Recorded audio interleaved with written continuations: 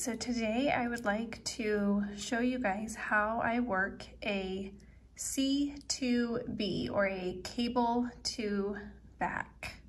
So the cable to back are these stitches here, and what you're gonna see is that you're swapping two knit stitches so that one goes in front of the other, and you're gonna switch spots with it on your needle. So I did one here and I did one here as well. So let me work over to that and I will show you how I did it. All right, so for cable stitches, generally you will need a cable needle. A cable needle is just a short needle. In this case, mine is a wooden one that is going to hold the stitches or stitch either in the front or the back of your work so that you're able to knit the stitches over here first before you knit the stitches over here, and they'll swap places on the needle. All right, I've worked up to the spot in my pattern where I need to do a C to B, which means that I'm going to cable over two stitches, holding half of those stitches in the back. I'm going to take my cable needle and slip purlwise that first stitch, which is half of my stitches, onto my cable needle, and I'm going to hold it in the back. Then I will knit this first stitch as normal. There we go. And then I'm going to slide this stitch right back onto my needle here, put my cable needle down, and knit this stitch as normal as well. So what I did there is I just swapped these two stitches. I moved the stitch that used to be on the left, I moved it to the right, and the one that used to be on the right, I moved it to the left. When you hold the stitch in the back, you're going to have a right-leaning slant in your work there. Okay, so I've worked across my work, and I'm gonna do another K2B here on this side, and I just wanted to go over it with you one more time. You're gonna take your cable needle, go behind your working yarn and behind your first needle there, and slide it onto your cable needle, holding it in the back. Knit this next stitch here as normal. Slide your needle or that stitch right back onto your needle and knit as normal. There you go. Again, you've just swapped the stitch that used to be on the left over the front and put it on the right hand side there. That's it.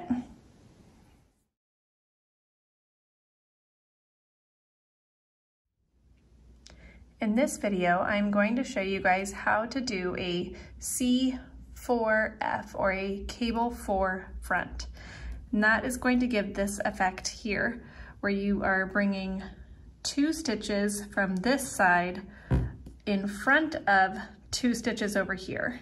So you're just going to be swapping these stitches like so to create this effect of stitches going slanting to the left.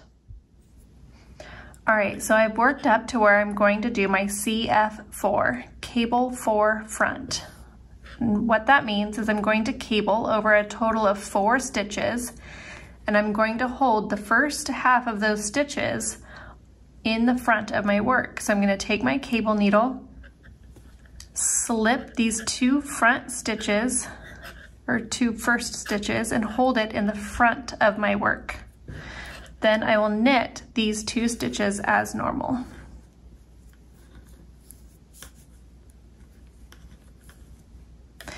So now you can work straight from your cable needle by pushing your stitches over to the other end of it and knitting straight off of there. I prefer to put these stitches just right back on my working needles, laying my cable needle down and then knitting these stitches.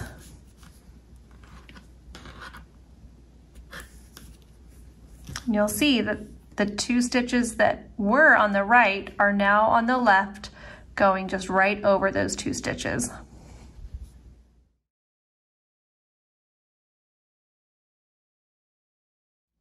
All right, this is a very simple stitch. This is a KTBL, or knit through the back loop.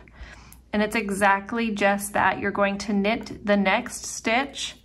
Instead of going through this front loop like you normally would to knit, you're going to just go through the back loop instead. So you're just going to insert your needle into that back loop and knit. And you can see what happens here is it's giving it a little twist so it will be more prominent, more pronounced in your work. And that's it.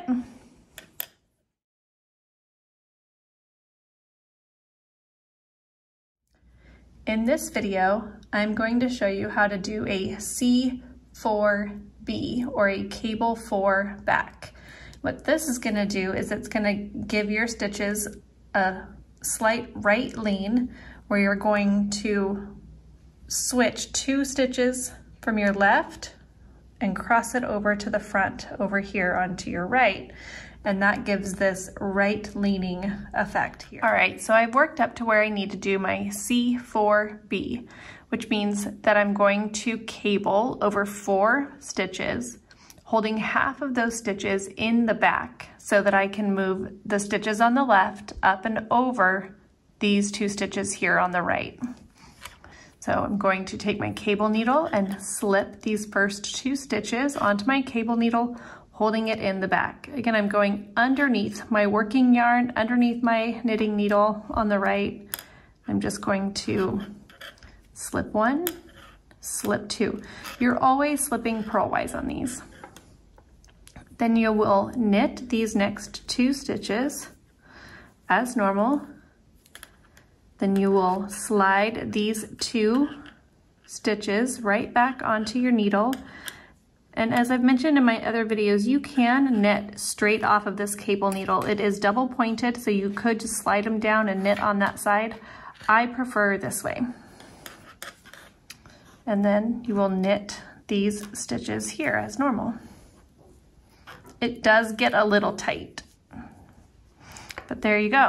So what you did here is you switched the 2 left stitches over to the left, and these stitches came in front of.